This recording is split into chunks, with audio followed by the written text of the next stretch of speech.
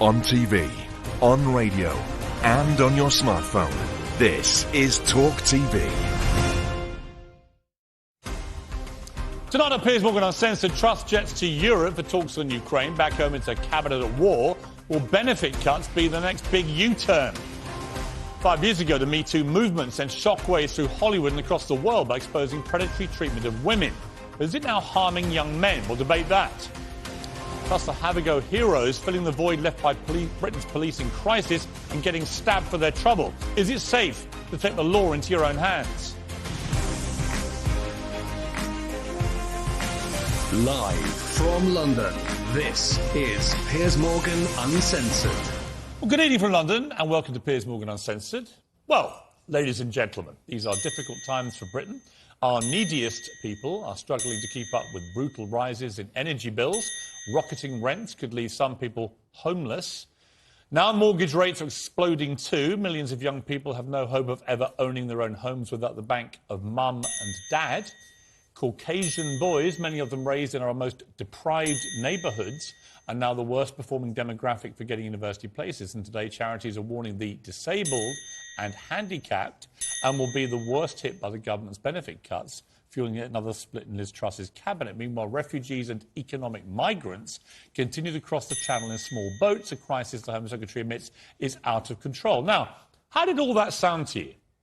The wording I used repeatedly there. Every time you heard a little bing, what was that about, do you think? I'll tell you what it was about. They're all banned words and phrases. That's where we've got to in this country. They've all just been banned. Can't use it. Does that make you sad about the state of our nation? Are you offended by the wording I just used? According to the local government association, you should be. You should be very, very offended. Council workers across the country have been banned from using every one of the words that tinged, and plenty of others. An 18-page inclusive language guide says mums and dads should become birthing parents. Ladies and gentlemen should now be everyone, in case people in between feel upset. The only thing upsetting here is that people on the government payroll spent their time and our money in a cost of living crisis coming up with this garbage. These are difficult times for Britain. There's an awful lot for council workers to be getting on with. Offending people by using words like mum and dad should not be one of them. This is the tyrannical language police who are deprived, my humble apologies to anyone offended by the word deprived, of common sense. Well, joining me now, Associate Editor of The Telegraph, Christopher Hope, Talk TV's International Editor, Isabel Oakeshott, and Associate Editor of The Daily Mirror, Kevin Maguire. So, we're lovely to see you, Isabel, and two kings of the Fleet Street political pack. Not sure you're allowed to call them kings, are you? They might be called... Sexist. No. I'm a Republican. I don't want to be a king. Exactly, Royal. Welcome to both of you. Let's just start with that before we get into the heavier stuff. What's going on with language police now in an official capacity? We've seen it at NHS level, we've now seen it at local government level. Why are they all being cowed into coming up with this nonsensical stuff? Yeah, Piers, but they're not banned, you've just used them. It's just in local government, they're looking for a new way. Now, I think, no, I wouldn't use mum. Let me rephrase it. It's mum, anyway. Why are they assuming most normal people would be offended? But come on, language evolves over the decades. Do you have a problem with mums and dads? Mum and dad, I'm all right with. Mum and dad, mum I do. You sound a bit... Mum and dad. You sound southern and soft. We can't with say, that, we have to say birthing parent. Yeah, well, I wouldn't use that, no. But if they're looking to try and be more inclusive, let's not... Who are they including? Let's not knock them for trying. Kevin, how can you be inclusive of a tiny number of people whilst excluding the vast majority? Yeah, but the vast majority isn't excluded, it's included as well. Now, I would still use mum and dad, right. But if people want to use birthing parents... What if I'm offended and tell you can't? Well, Isabel? if you get offended easily, you might be, but... Kevin, I don't actually think you believe any of this. Nor do I. No, I just don't get het up. There are bigger problems in the world, and you attack a local government association, saying, look, shouldn't you be doing that? I agree. There are bigger problems. But then why you get het up yourself? Because they've taken all this time and effort out of their busy working days and a cost-of-living crisis to come up with this nonsense. Well, we're paying. It's well-meaning, people. Is it well-meaning? Yes, it is.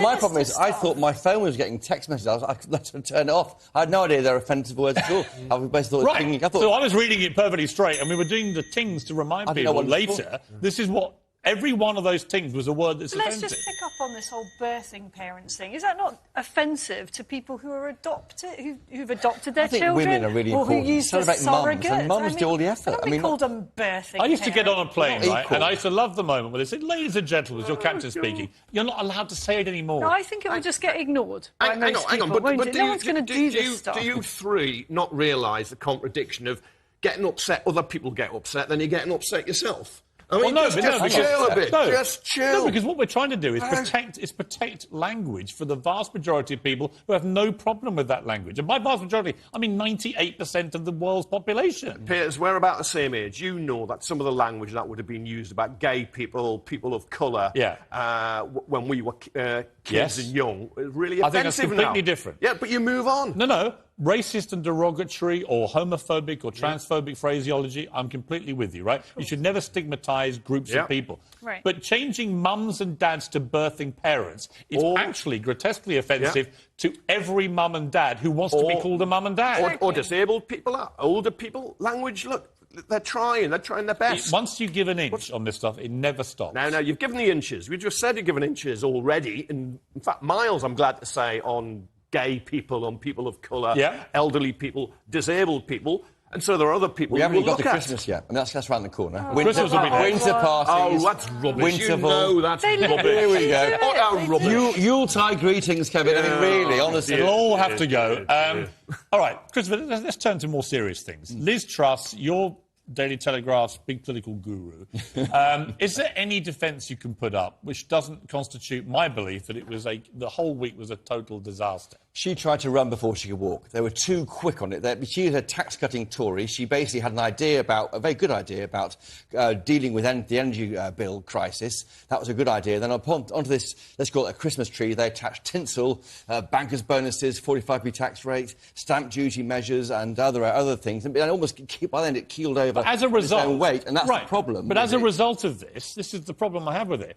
They keep banging on about, we did all this for your energy bills, but now the mortgage bills are going to dwarf the energy bills. And, of course, some of the blame of that is from the international markets, but I'm afraid to say that increase in interest rates coming soon will be blamed squarely on Kwasi Kwarteng and Liz Truss. It's not all over for them, but it's a really bad start. But don't you think it was appalling the way she absolutely hung her own Chancellor out to dry? Yeah. Repeatedly That was her over the conference. her team say that was her saying, it's Kwasi's budget. It's not mine. Which is, by the way, what a leader does when they want nothing to do with it. And it It's all backfire. and it also just isn't true. I happen to know that it was her that was pushing for the timescale on the 45p, not him. So my issue with it, Kevin, is it seemed to me they were playing casino politics with the nation's economy.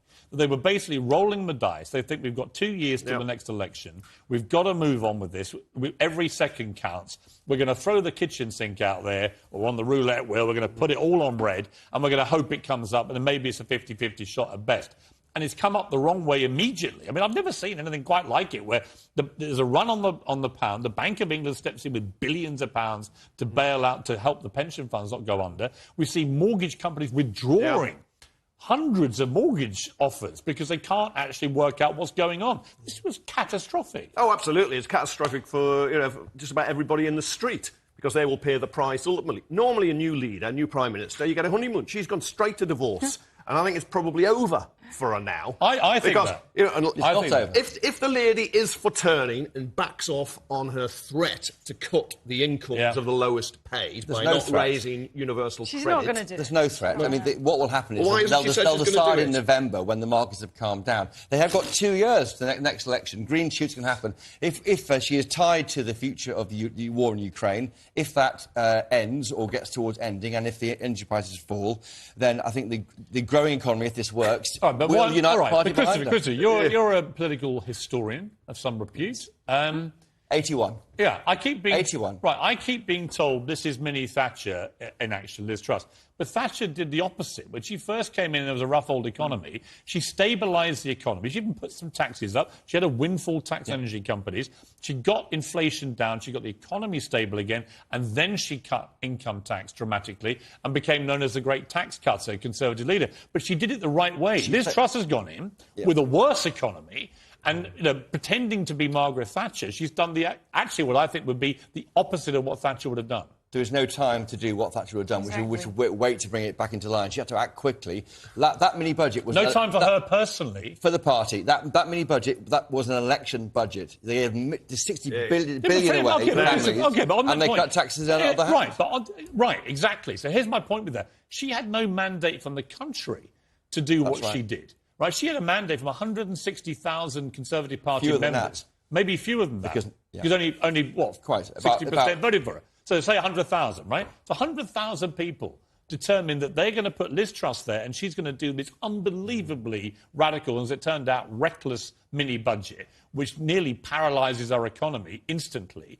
And my point about that is, if you don't have a mandate to do that, and you're really doing it for political expediency for yourself and your party, because you've only got 2 years left of the election, I'm sorry, that is incredibly selfish politics. It's a big problem. They have been battered by events over the COVID crisis, Ukraine. You're laughing. These are big ones. These are big ones. Let me finish. The Queen's death, obviously. Just being the apologist for us. She got it so wrong. Squeezed everything into a couple of years.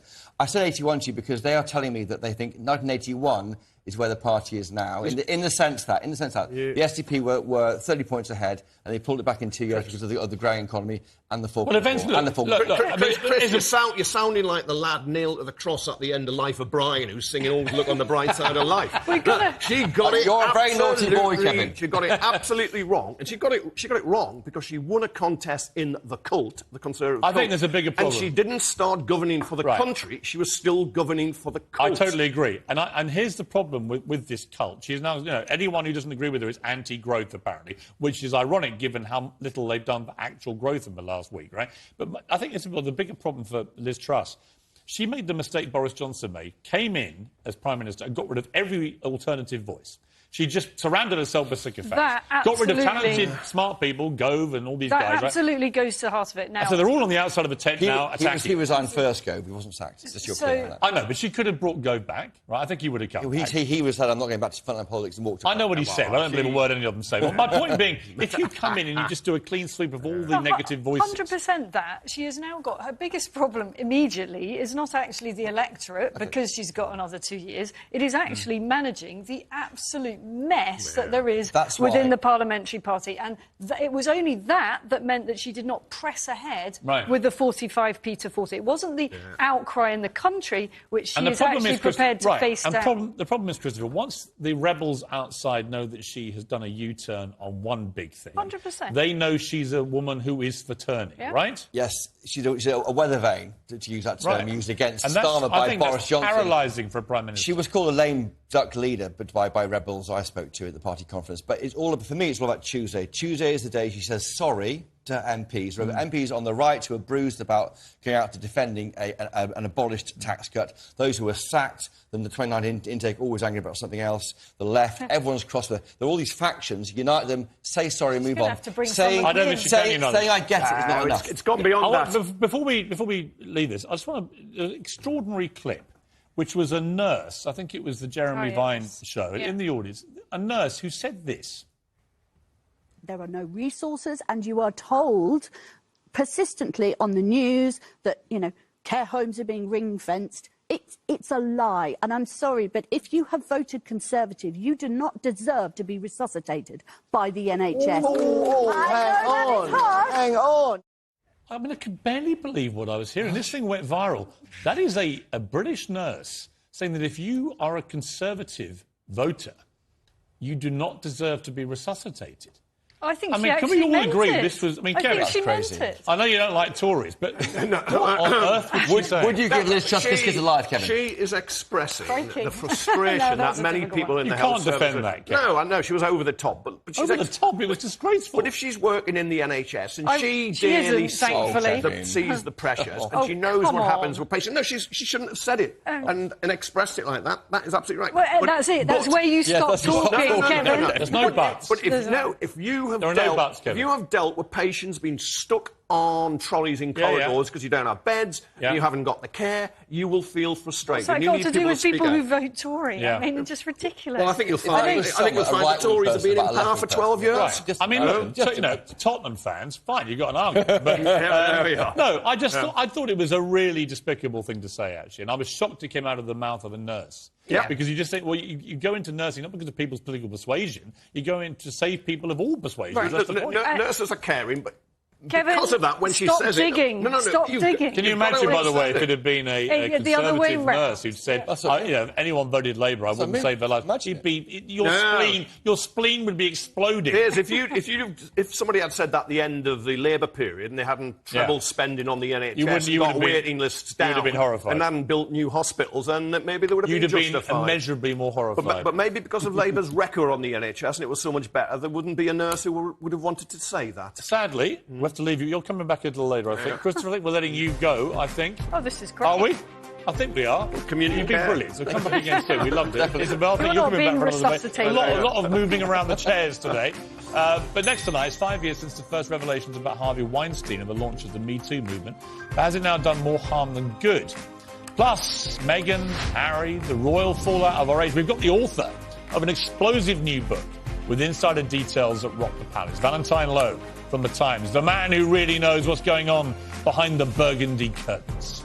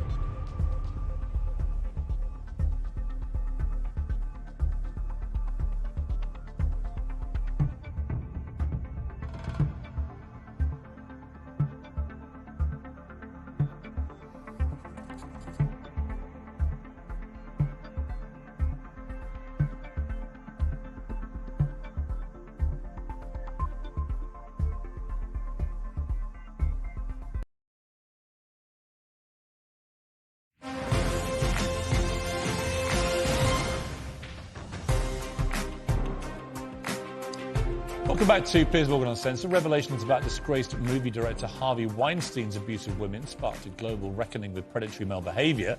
But 5 years on from what became known as the Me Too movement, there's a growing backlash. Some influential people argue it's become divisive, pitting the sexes against each other with an assumption of male guilt, leaving many young men feeling marginalised. Recently interviewed two people at the forefront of that backlash, albeit with very different styles and rationales. He's psychologist Dr. Jordan Peterson. People have been after me for a long time because I've been speaking to disaffected young men. You know, what a terrible thing to do that is. And earlier this week, I spoke to Andrew Tate, the so-called toxic male influencer who's now banned from social media. The full explosive interview airs tomorrow night, but here's a little taster of that. I believe that confident, strong men who stand up and protect and provide for women are a good thing for the world and a good force for the world. And I don't think that I put a magic spell on anybody. I think there's a whole bunch of men in the world who understands my value. And if men grow up to be like me, you're going to have a whole bunch of people with no criminal record, dedicated athletes, who protect and provide for the people close to them, are fantastic for the economy. And I'm certainly not the worst influence out here, Piers. Well, clips of both of those interviews have exploded online. Literally millions of people have been viewing them. Jordan Peterson, for example, the whole interview has been viewed 5.5 million times on our YouTube channels, rightly or wrongly. There's clearly a huge groundswell of interest, at the very least, in their views, if not support. So was Me Too an overdue reckoning, or has it become a damaging battle in a raging culture war? Isabel's still with me, plus political journalist Ava Santino, Conservative commentator, a young man who agrees with Peterson and Andrew Tate, Connor Thomason. Connor, welcome to the show. I'll start with you. I found it very interesting interviewing Jordan Peterson and Andrew Tate, both very controversial characters in different ways, both positioned as a kind of kings of toxic masculinity. I certainly didn't think Jordan Peterson was that. And when it came to Andrew Tate, I couldn't really conclude after 90 minutes of grilling him. I gave him quite a hard time. I couldn't really conclude what he had done that was so bad that he had to be expunged from social media life altogether. But it showed me the sensitivity around all this. And if any man now behaves in a way that looks like it's toxic masculinity, bang, they're expunged. Is in that process masculinity itself getting expunged and demonised? I would say so. I mean, I'm sure that you'll have this experience with your own relationships, Piers, in that women, if you say something controversial, whether it's something on the Peterson side of the spectrum or on the Tate side of the spectrum, a little bit more explosive or a little bit more academic, some women are very much drawn to a man who can be a bit more confrontational, say exactly what he thinks. It's the verbal new version of what gladiators used to do in the arena way back. Well, certainly, I think Ava and Isabel are laughing because they know that they're drawn to me in that way because of my combative nature. But, Ava, you're smirking and laughing. I mean, there's a serious point here. A lot of young men feel they're getting disenfranchised by society. They're all being over-demonised, that any attempt to be the traditional male figure is now being rubbished and called toxic. Well, I mean, if you really felt that and you really went out there and you were an alpha male, then you wouldn't be bothered about a bunch of women telling you that you were... Well, you would if you get cancelled, like Andrew Tate, if you get banned from... I mean, he's hardly been cancelled. He was on your programme, which is on national television. But it's the only platform, actually, he's had for a long time because all the social media companies banned him, literally banned him. He had his email gone, his Google gone, his Facebook gone. It all went down like dominoes. Well, he's still on there, very, very prolific on there. I can't move for clips of him. Yeah, but they're not generated by him now. Well, but that's been for quite some time. But should he be punished that way? But what is punished? What is punished? Punished is where companies take a decision which, in my view, in this case, was perverse because they still allow, for example, the Ayatollah of Iran to have a Twitter account. Yes. So there's no consistency here at all. Well, but however, we love a bit of free market. I'm sure you do, judging by that suit, which is lovely. But, you know, social media companies are private companies. Can you not objectify them, please? They can do whatever they like. I like. Of course you will, yeah. All right, Isabel. But Ava, your point about, you know, if men were that alpha, then they wouldn't be that bothered by this, doesn't really help us when it comes to boys growing up. And that is one of my worries, that for teenage boys now, they are so terrified of the consequences of putting a foot out of line. It's hard enough being a young teenager, working out how things are, working out how to do dating and all of that, without the terror that if you touch in the wrong place at the wrong time, you may find that your whole life is destroyed. See, I and like there is that far terror. too much.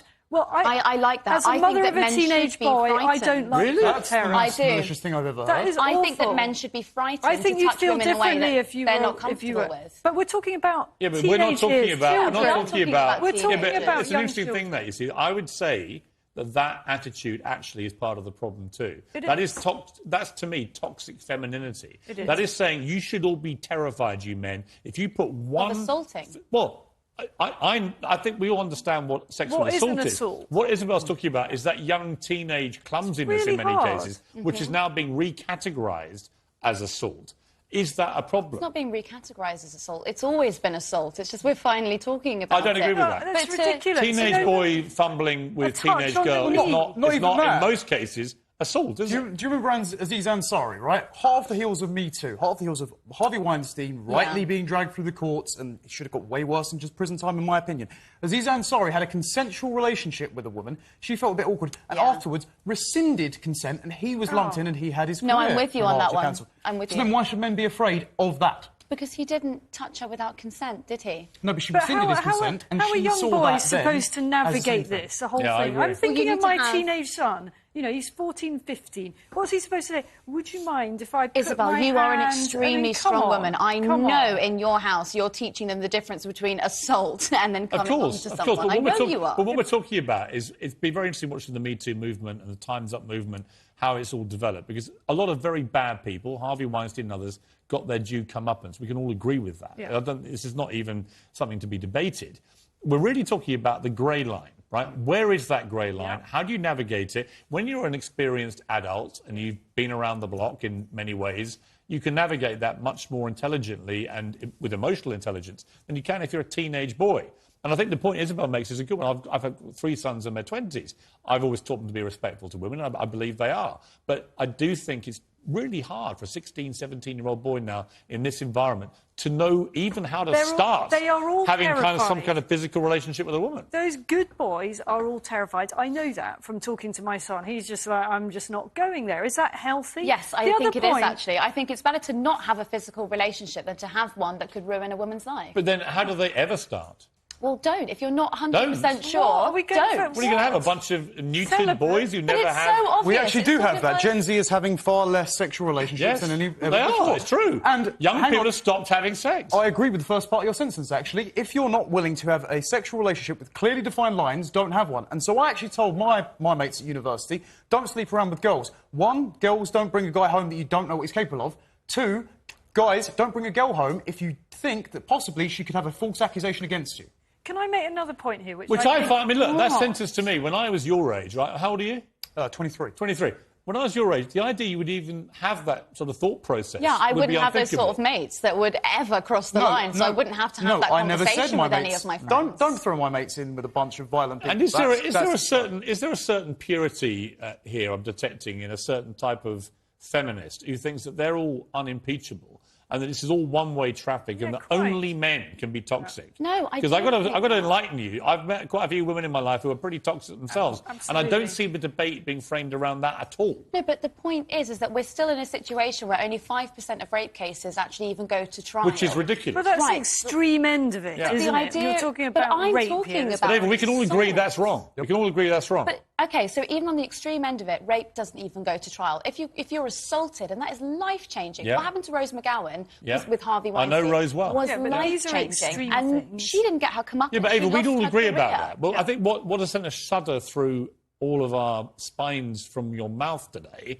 is the line that all young men should be terrified of any physical contact. Someone. Well, no, you didn't say it like that. You said basically of starting any physical contact with a woman. Unless you're sure. Well, how does a 16-17-year-old boy know? When she can rescind consent on something completely nebulous? OK, can I ask you this? If you were going to take someone to bed and you weren't 100% sure that they wanted to go to bed with you, would you go with them? No, I would not do that. Then but the point was, Aziz Ansari was sure, for example, and then later she went and published a long piece about how she regretted it and lumped him in with Harvey Weinstein. I mean, is that Ava, Ava, do you feel any of it, Ava's gone too far? Do you think the pendulum has gone too far at all? No.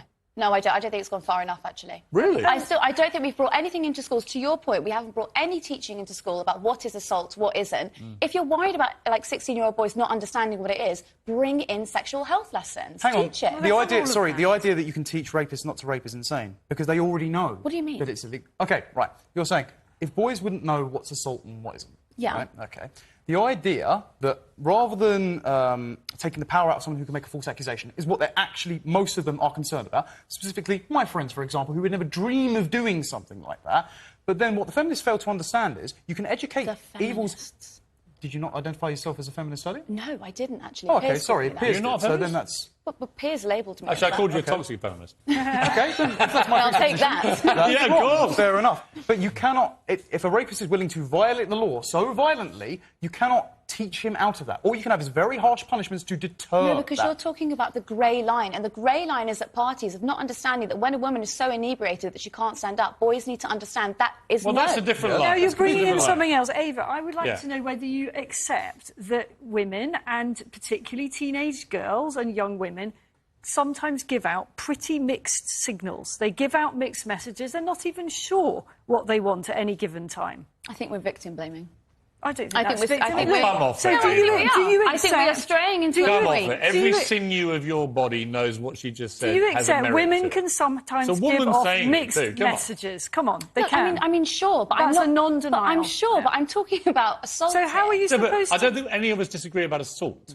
We're talking about the far greyer line of young teenage fumblings. Yeah, exactly. And if they've all stopped having sex, it's because they are actually terrified. And I think it's a great shame if they're terrified into actually having no physical interaction with opposite Exactly sex. that. And then the How do other we get point, past can that? I make one other point, which is this whole thing of dredging up allegations that are 10 or 20 years old, I think is absolutely awful. Why? Because it's a he said, she Oh, said. It's Isabel, impossible to why? prove. And there are people whose careers are, and their lives are completely not really- ruined by allegations that are brought a decade or more after the event. Now, obviously, if the person was a minor at the time of the incident, or the alleged incident, I then can't believe you're fine. saying this, There that we be shouldn't a bring up historic assault claims. I don't That's think- absolutely I don't think crazy. you should be bringing- Women who I would have don't- been too afraid to confront it at the time Why? because they were too young or too powerless I to said bring it about- up in I the said first about place. See, You- I would actually side slightly with Ava here, in the sense that I don't have a problem with historic crimes. For example, Harvey Weinstein, they're all There's gotta historic. be a cut-off point that hasn't well, there? has there actually? be. For someone I like think there Harvey, has, because it for someone like depends Harvey on the Weinstein, evidence. should there be a cut-off point, or should the victims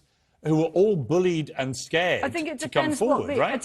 I think it depends on the severity of the allegation. Obviously, if it's something, Right. it's a rape case or something. But if it is a, he put his All right, hands the on my knee. You're talking about the you know. journalist movement. I'm the basically- journalists that bravely came forward and told about how cabinet ministers had touched them inappropriately on them. the Yeah. knee, which was I'm horrendous. not Yes. bothered about touching on a knee. I mean, what, 20 years later? Yes, that but someone should be she dragged exposed through the courts entire for that. sexual harassment culture that is in Westminster and is still really pervasive at the moment. Well, the good thing is we've all reached complete agreement after 5 years of the Me Too movement. But it's interesting, isn't it? So we've got lots of different views here. It is complicated, I think. And I would argue, but maybe a man shouldn't argue this at all, but I would argue the pendulum may have swung a little too far. You don't think it swung far enough. You probably are on my side. You probably are too. But I'm not sure we should really be taking sides either. It's a complex minefield. And I think that when you start using phrases like that, you should be terrified. Nobody should be terrified on any side of this, I don't think. Would Not be where unless I'd they pull have you up on that. criminal intent. That's all. But good debate. Thank you very much for coming in. We appreciate it. You can see more of my exclusive interview with Andrew Tate here tomorrow at 8. You may hate him. You might like him. You might love to hate him. I tell you what, it's compelling, the interview, and it'll be on tomorrow night. I believe that me standing up and saying a man must protect a woman and provide for her, so he needs to make sure that she's safe. He needs a degree of authority to I have protect no her. problem with... But people do have a problem with it. I'm not, sorry. And that's the world we're in now. Andrew, I'm over here. Why are you single? I'm not single. Well, you're not married. So. Well, if I was married, the last thing I would do is advertise it to the feral psychopaths on the internet. So I'm not a feral psychopath. Good. So we agree. No, we don't. Yes, we do. No, we don't. Piers, you're on my side. You're afraid of being cancelled along with me. Being anti any woman at all is misogyny. Not when I'm saying that women are beautiful and attractive at a certain age, and if you fix the problem in their life, perhaps they won't feel depressed anymore. That's not a disease. Yeah, but Andrew, that's situational. Andrew, you're simply wrong. Why do you misquote me? No, because you're you saying hate being misquoted. That's not the question. I believe Don't behave. I am. The father hands are. Don't behave like a politician. It's compelling television. It's tomorrow night, 8 o'clock. Andrew Tate, the interview that's already ripping up the internet. Well, next tonight, I'm joined live by the royal author who discovered Harry and Meghan were so awful to work for that former aides now call themselves the Sussex Survivors Club. No. Really? Find that hard to believe, but Valentine Lowe will be here. Plus, after 3 people were stabbed in London today trying to stop a thief on a motorbike, I'll be asking, is it ever safe to take the law into your own hands, and why should we have to? Where are the police?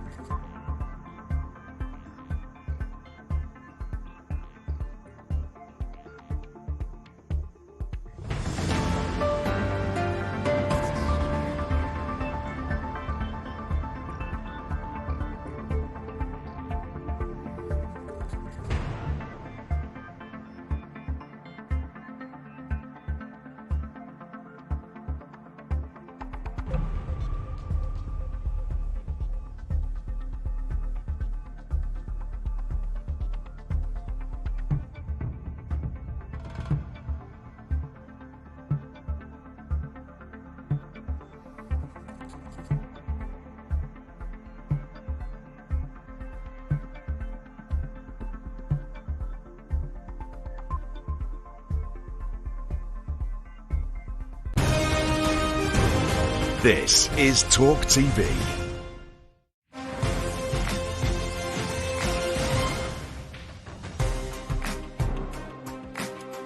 Welcome back. An explosive new book, Courtiers by Valentine Lowe, explores the secret details of the royal rift between Harry and Meghan and the rest of the royal family. Well, the author and royal correspondent for The Times, Valentine Lowe, is here. Welcome to you. And Isabel and Kevin are still with me. Valentine, well, congratulations. A riveting read. Thank you. Absolutely loved it. Full of juicy gossip. You'd have been a great tabloid hack. Cruelly wasted on The Times. Very interesting sort of perspective coming through from it. One, it looked like Harry and Meghan were a bit of a nightmare to work for, reducing lots of people to tears and all the rest of it. We knew a bit of that before, actually, from you. But also, you're not completely unsympathetic to Meghan Markle coming into the royal firm and encountering the monarchy in all its good and bad guises.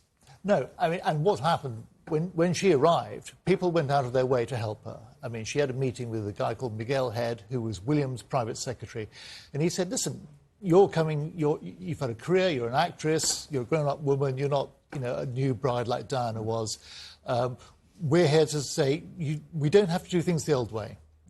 You can carry on acting if you want. You can work in the industry a bit if you want. There's no fixed way. We're not the palace of 20 or 30 years ago. So what went wrong? I think that she was... Is a piece of work? That's one way. Put words in your mouth. That's one way of putting it. I think what you have to realise is that Harry was already having problems with working within the institution. Right. So he was looking for a way out anyway, possibly. I think so. He had a hatred of the media, great distrust of the media. Which goes back to how his mother died and everything else. Yeah, and it's completely understandable. Yeah. He also had a mistrust of the courtiers in the other households in Buckingham Palace. And was he right to have a mistrust? Are they all a bit duplicitous in there?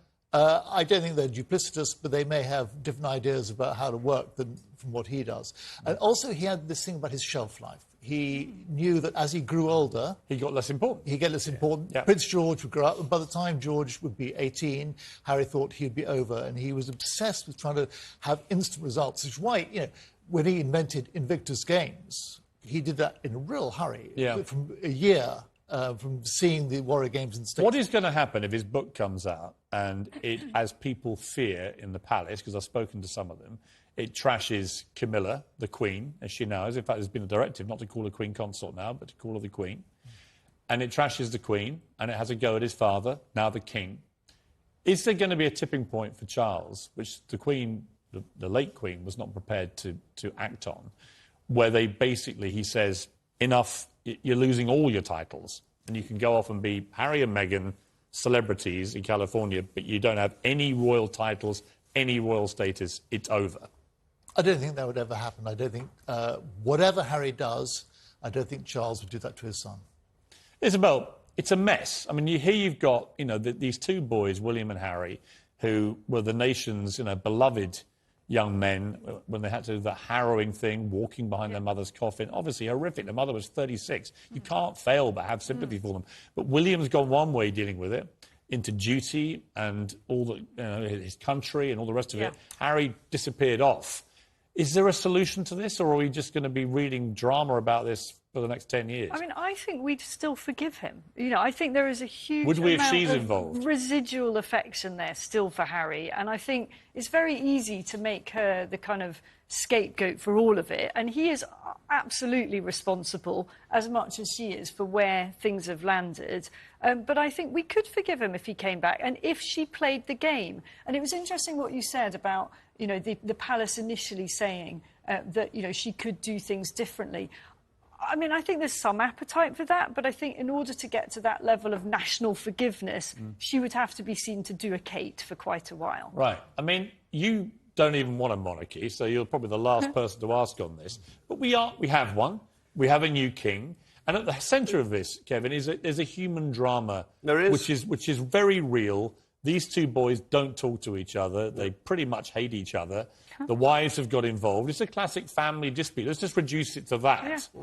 What do you think is going to happen here? Oh, look, I mean, this family, you can imagine them on Shameless, but they've just got, footmen and butlers. I mean, if they lived on Jeremy a council... Kyle show. If they lived on a council estate rather than country estates, they'd be known to social services. I mean, they are totally dysfunctional, this family. And it's before we mention Andrew. But there is a human tragedy there, because two brothers who were very close have fallen out. But I quite admire Harry for wanting to get out. But he wants it both ways. Yeah, that's my problem. He was moaning his dad wouldn't give him, the king now, wouldn't give him any more money. And also he's taken that Sussex title, which opens doors for them. But if he wasn't a royal, what would he be doing? I mean, look, I'm from Sussex. I've spent more time in Sussex than Meghan and Harry have in the last 2 weeks. Right? So, actually, a month. But... they're never there, but they've got these titles which are given to them. That's really all I mean about... They trade off Duke and Duchess of Sussex, the royals, to make themselves incredibly rich. And I do wonder if there's a point where Charles goes, actually, you can't do that anymore. It'd be unprecedented, but why wouldn't he? Yeah, but I think it's kind of irrelevant. I mean, no one really cares about the titles. If you strip them of the titles, they're still Harry and Meghan. They'd still be equally famous. And they wouldn't be acting as members of the royal family. I don't think they go around acting as members of the royal family. Oh, they do. All the paperwork, all the letter headings, it's all from the office of the Duchess of Sussex. All this nonsense. She calls herself a princess on her podcast. Little girls have got to make a real princess. You're not a princess. She's not a princess anyway. But they do it quite deliberately to fuel the interest from commercial entities.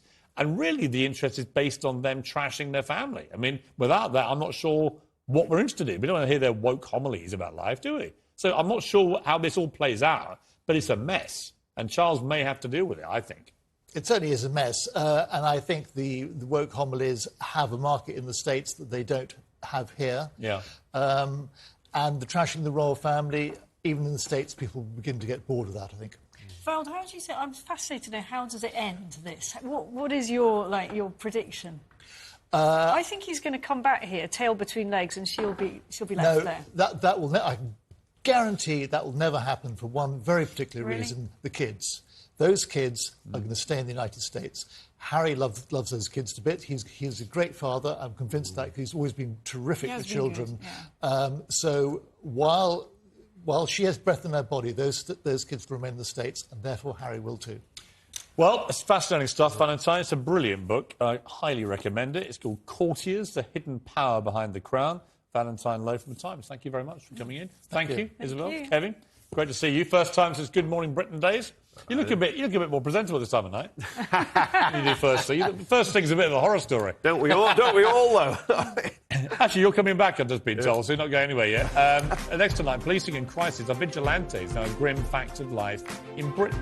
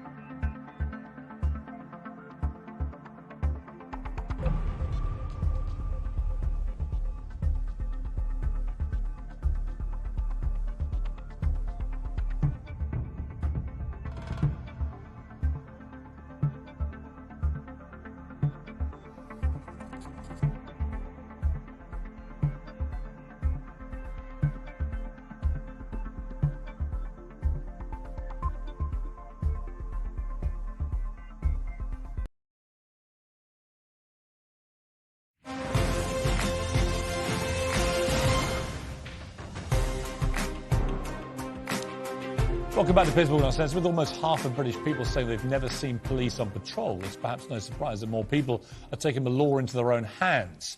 This woman in East London confronted a would-be robber in a shop, tackling the thug and shoving him towards the door. Earlier this week, a mobile phone thief was rugby tackled by a member of the public before a woman chokeholds him. Heroes for sure, but with potentially dangerous consequences. Today, 3 people were stabbed in London. Reports say members of the public were trying to stop a thief on a motorbike. So should we ever take policing matters into our own hands? Do we have any choice if there aren't enough police around to do it for us? Joining me to discuss this is security and terror expert Will Geddes and former Scotland Yard detective Peter Blexley. Peter, well, good to see you both. But Peter, let me start with you. My feeling about this, some of these stats I'm reading, more than a third of the public are dissatisfied with the police, the highest figure for a decade. Official figures published in January show that fewer than 1 in 25 thefts is solved, half the rate of 5 years ago. I also read today that in England and Wales, only 1 in 6 crimes, including murder, rape and GBH involving a knife, get solved. So 5 out of 6 don't get solved. When you see stats like that, it's no wonder to me that people are starting to get a bit more vigilante, because they think, well, what else am I going to do? Policing is in crisis, violent crime is on the rise, and we're all a bit less safe than we were some years ago.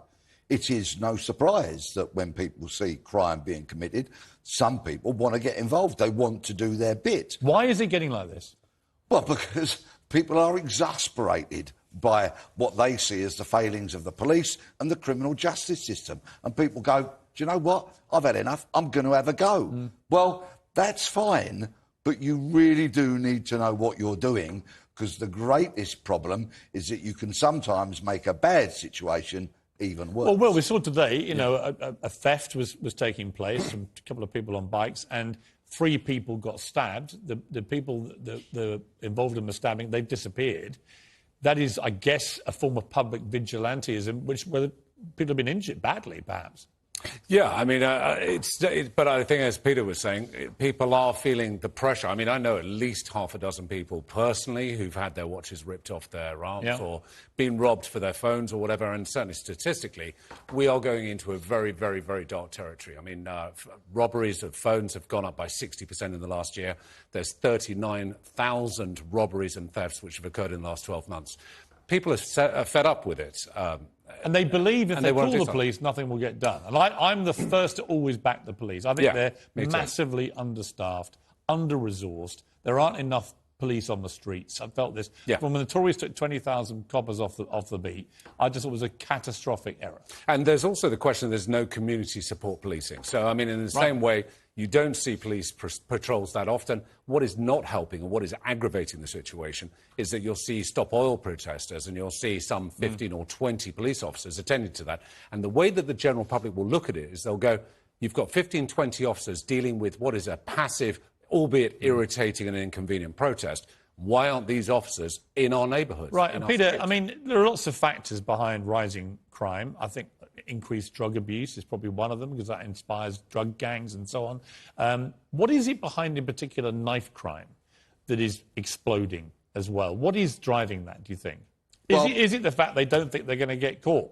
It's a great question. There is an aspect to that, because people will walk round the corner and not bump into a police officer these days, because patrolling the streets has been surrendered by the police, unfortunately. And, of course, why do people, before they leave their homes, go, right, where's my key, where's my phone, where's the knife? We've got to tackle that mentality, and we've got to stop people taking knives out onto the streets, because, as today has clearly shown, there is a tide of blood running through the streets of many of our cities. In America, with the guns, for example, the argument they use for why so many want to carry a gun is not because they want to use it, they want to defend themselves against a lot of other people who've got guns. It's why you see so many police shootings in America, because the police always believe that everyone they stop may have a gun on them, right?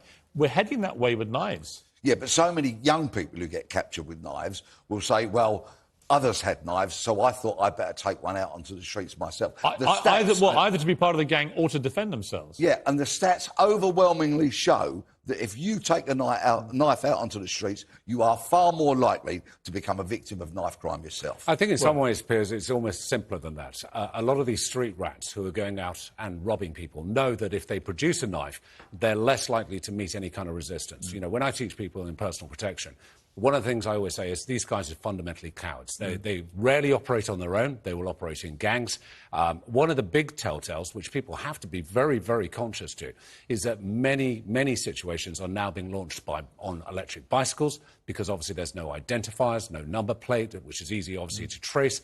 And secondly, they're all wearing face masks. Now, maybe 2 years ago, when we were in the height of the COVID pandemic, that would make sense. But these days, how many people do we actually see wearing face masks? And most of these guys are trying to conceal it. But most of them are cowards, and they will simply try and bully their way through numbers and also the threat of weapons. Peter, what's the answer? If you're Liz Truss and you've got a basket case of issues to deal with, but what is the answer about this rising tide of crime and the apparent ineffectiveness of the police in dealing with it? Give the police services the number of officers they need, train them properly, but make sure that senior officers take sight of what is the core principles of policing.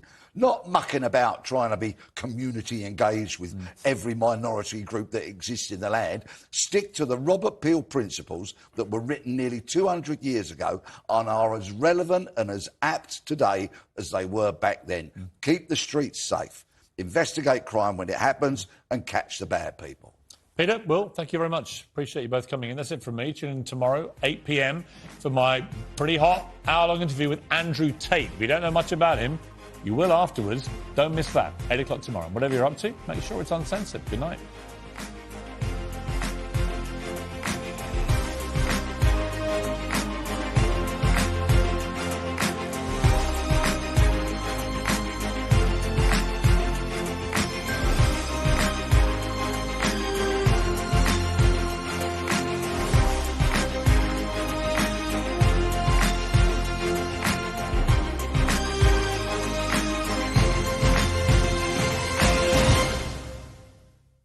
What was my biggest career moment? After spending about 25 years in Fleet Street, there's loads of stories I could tell you.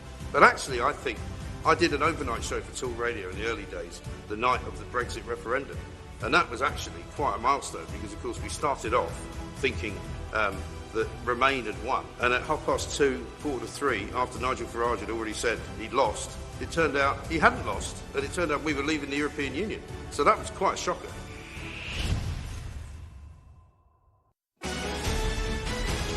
This is Talk TV News. Good evening, I'm Emily Rose Adams. The UK could face the prospect of planned blackout this winter if energy supplies can't be guaranteed. The National Grid say this is unlikely, but warn that millions could lose electricity for hours if power stations can't get enough gas to run, with 50% of the UK's gas coming from abroad. Thailand's government says the mass shooting in a nursery there has caused grief to the entire nation. 22 children are among at least 38 people to have been murdered by a former policeman who then killed himself and his wife and child. And Prince Harry and Sir Elton John are among a group of influential figures suing the publisher of the Daily Mail, alleging they've been victims of a host of abhorrent criminal activity. The publisher denies what it calls preposterous smears. That's all for now. We'll have more updates after the talk.